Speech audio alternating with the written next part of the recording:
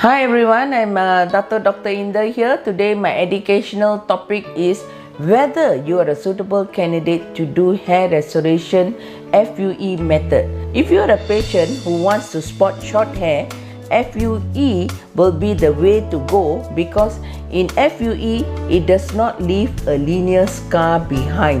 So therefore, even if you spot short hair, there's no linear scar that is noticeable. Number 2, if you got a very tight scalp, FUE is the right procedure for you to do. Number 3, if you're prone for keloid hypertrophy scar, FUE will be the choice of the treatment.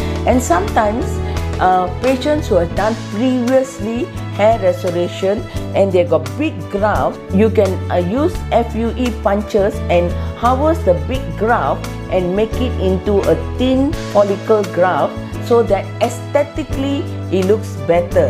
So these are some of the advantages of FUE over FUT. So when it comes to pain management, FUE, most of patients say that FUE is less painful than FUT because FUT is the strip method where actually you take a strip out from the back of your scalp, that is called the donor area, and after which you have to stitch back and you remove the stitches between about 10 days later. So that patient finds it a little bit painful, and sometimes they have a tension headache that may last for 3 to 4 months. So because of the technology that's moving so fast, many patients opt to do the FUE procedure compared to the FUT procedure.